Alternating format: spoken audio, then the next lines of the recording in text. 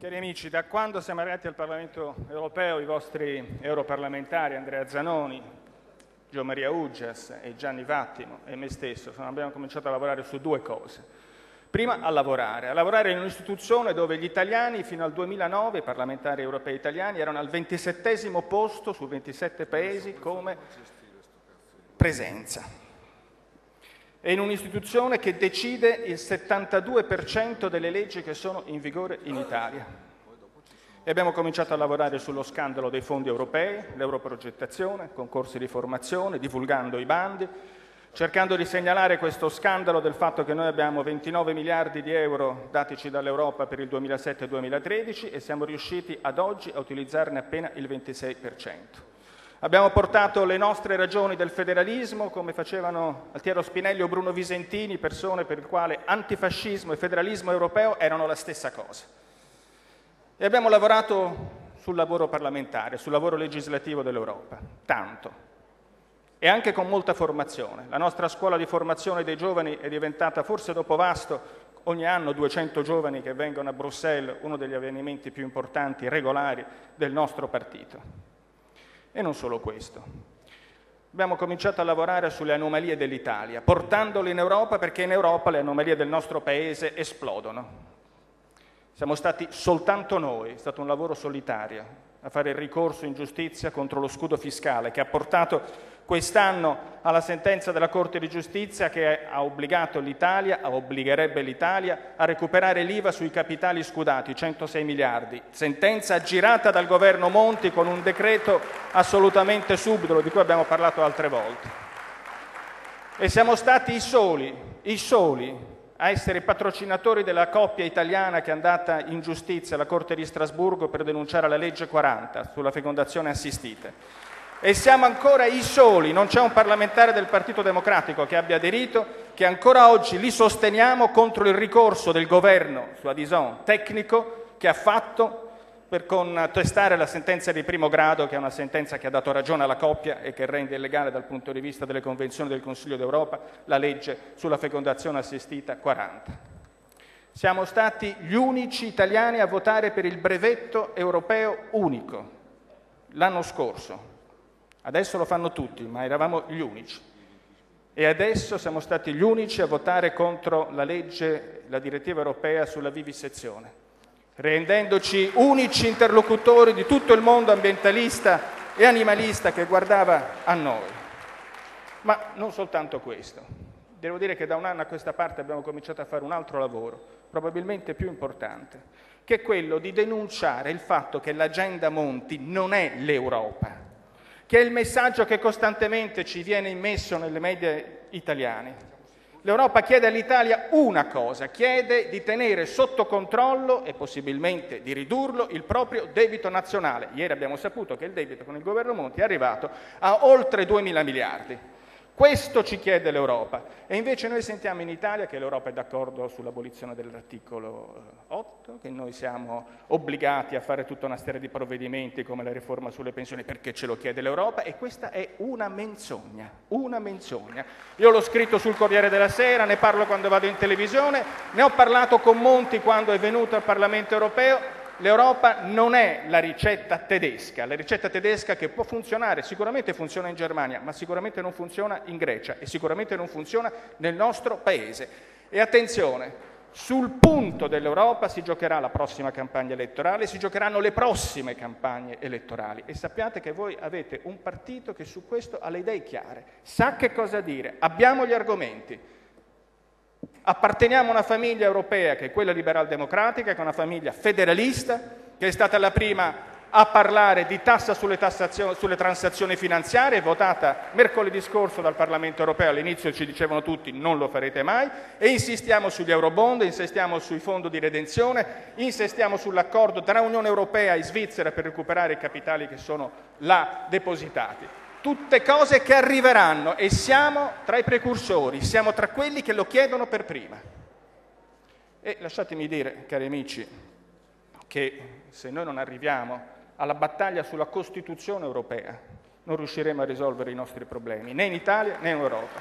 Noi siamo il partito in Italia della Costituzione e siamo in Europa il partito e apparteniamo al gruppo politico che vuole la Costituzione europea.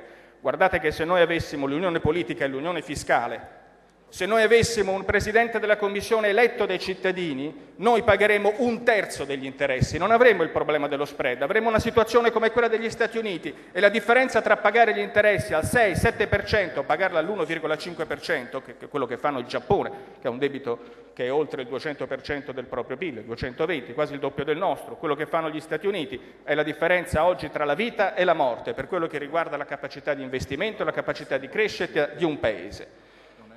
Però voglio dirvi anche questo, oggi forse dobbiamo fare un compito in più come europarlamentari.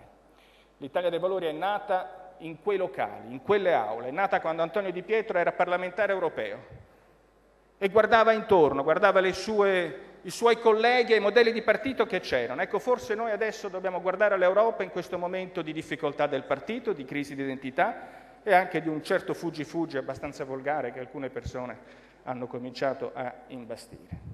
E certamente noi abbiamo bisogno di capire dove abbiamo sbagliato, perché una forza liberal-democratica, progressista, in Italia è sempre stata una forza sgradevole, scomoda.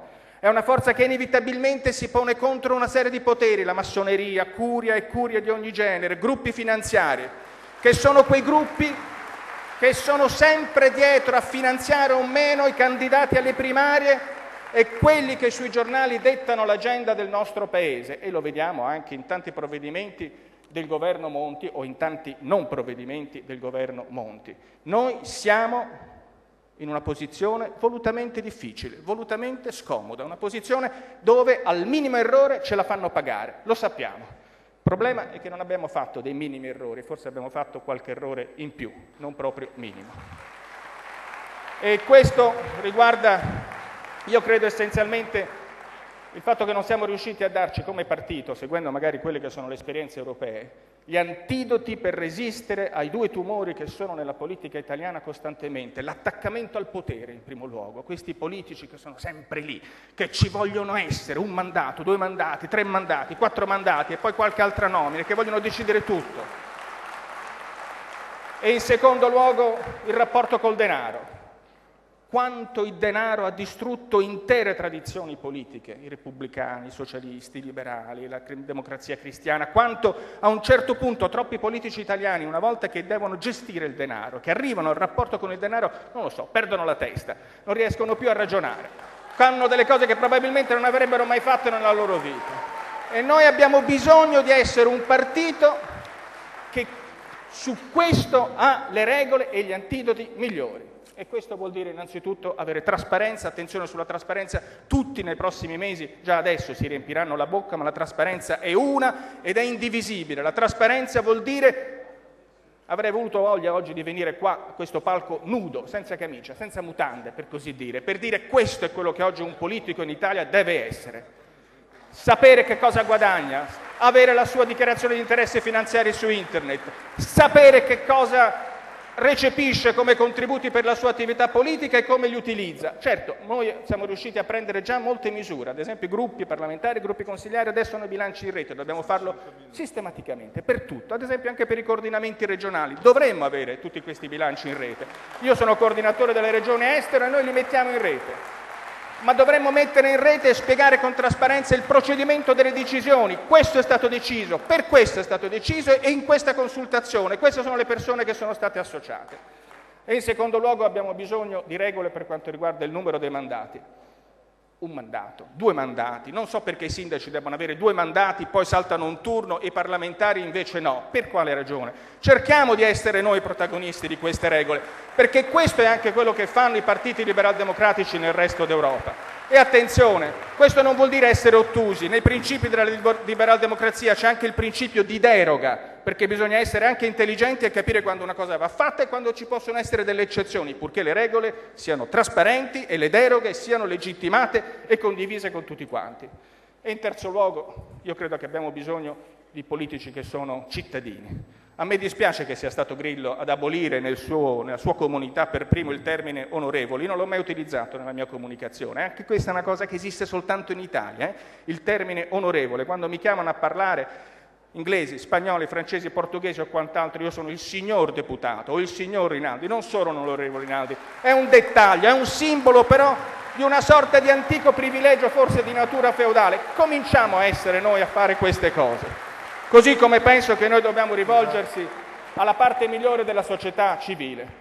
Abbiamo una società civile straordinaria in Italia, quella con cui facciamo tutte le battaglie. Qui davanti abbiamo la più grande discarica, è qui, è poco centinaia di metri, la più grande discarica d'Europa è qua, Malagrotta.